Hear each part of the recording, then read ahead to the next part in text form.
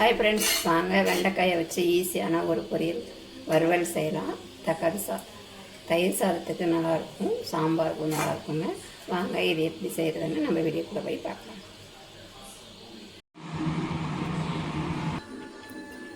வெண்டைக்காயை வச்சு இன்றைக்கி ஒரு ஈஸியான ஒரு டிஷ் பண்ணலாம். பாருங்கள், வெண்டைக்காயை நல்லா கழுவிட்டு மேலே உள்ள தண்ணியை ஒரு துணி வச்சு தொடச்சிட்டு மேலேயும் கீரையும் கட் பண்ணிக்கலாம். வாழையும் நுனியும் கட் பண்ணிவிட்டு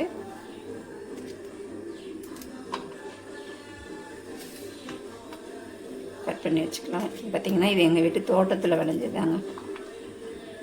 இது ரொம்ப நீட்டாக இருந்தால் ரெண்டாக கட் பண்ணிக்கலாம். நான் கட் பண்ணும்போது கட் பண்ணி காட்டுறேன். இது கொஞ்சம் முத்திரிச்சு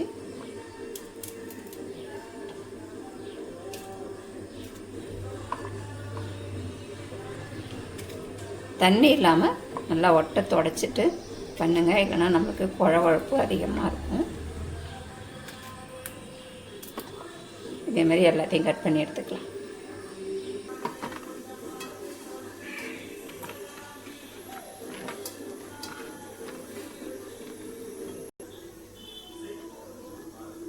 வெண்டைக்காயை இந்த மாதிரி நீட்டு வாக்கில் இப்படி கட் பண்ணிக்கலாம்.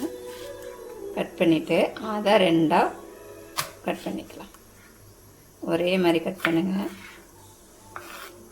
அதே நீங்கள் பெரிய வெண்டைக்காயாக இருந்தால் ரெண்டாக கட் பண்ணிவிட்டு அதை குழந்துக்கலாம். உங்களுக்கு ரொம்ப பெருசாக இருந்தால் மூணாக கூட கட் பண்ணிக்கோங்க.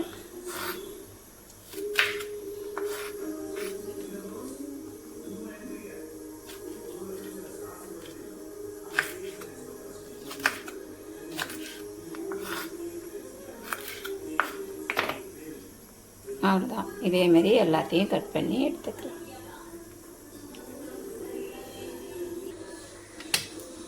அவ்வளோதாங்க, எல்லாத்தையும் கட் பண்ணியாச்சு. இப்போ இதுக்கு மசாலா ரெடி பண்ணிக்கலாம். ஒரு பாத்திரத்தில் கடலை மாவு ஒரு 3 ஸ்பூன் அளவு கடலை மாவு சேர்த்துக்கலாம். 2 ஸ்பூன் அளவு அரிசி மாவு, காரத்துக்கு தகுந்த மாதிரி மிளகாத்தூள் சேர்த்துக்கோங்க. மஞ்சத்தூள், கூடவே உப்பு சேர்த்து நல்லா கலந்துக்கலாம்.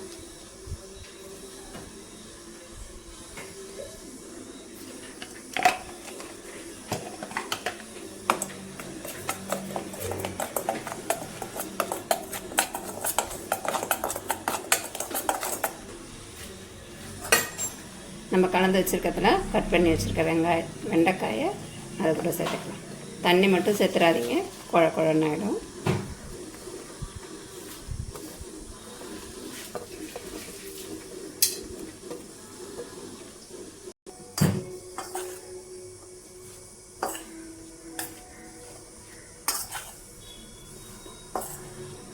இது எல்லா இடமும் நல்லா படுற மாதிரி கிளறி ஒரு 10 நிமிஷம் ஊற வச்சிடலாம்.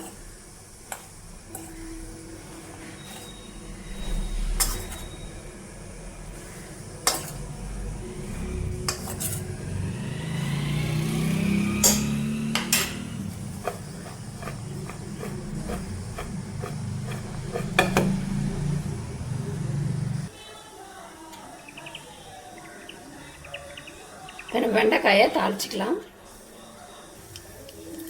கடுகு, உளுத்தம்பருப்பு, வெங்காயம்,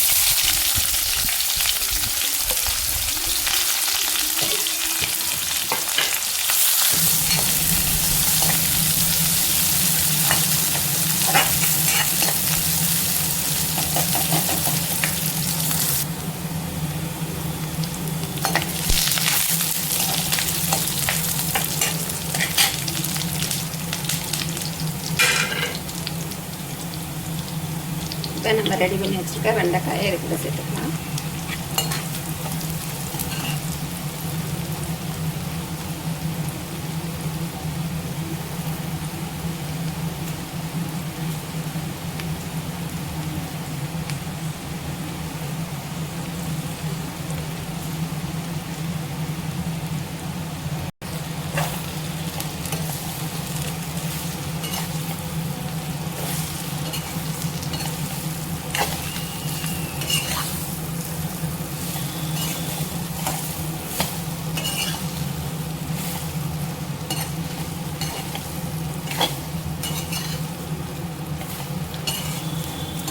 நீங்கள் இதை தாளிக்காமல் எண்ணெயில் போட்டு பொரிச்சு கூட ஈவினிங் ஸ்நாக்ஸை கூட சாப்பிட்லாங்க, நல்லாயிருக்கும்.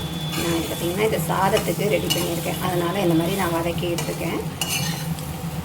ஏன்னா அதை கடல மாவு அரிசி மாவு எல்லாம் சேர்த்துருக்கு இல்லையா, எண்ணெயிலையும் போட்டு பொரிச்சியும் சாப்பிட்லாம்.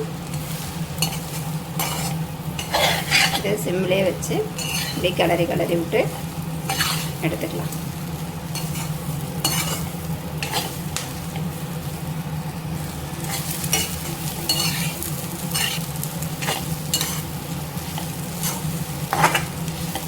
இன்னொரு 10 நிமிஷம் இருக்கட்டும்.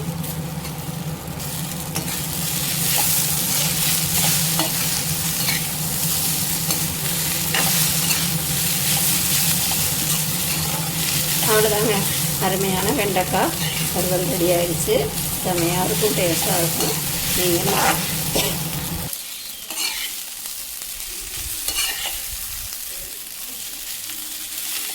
நீங்களும் இந்த மாதிரி ஒரே மாதிரி பொரியலாக செய்யாமல் இந்த மாதிரி டேஸ்ட்டாக செஞ்சு சாப்பிடுங்க.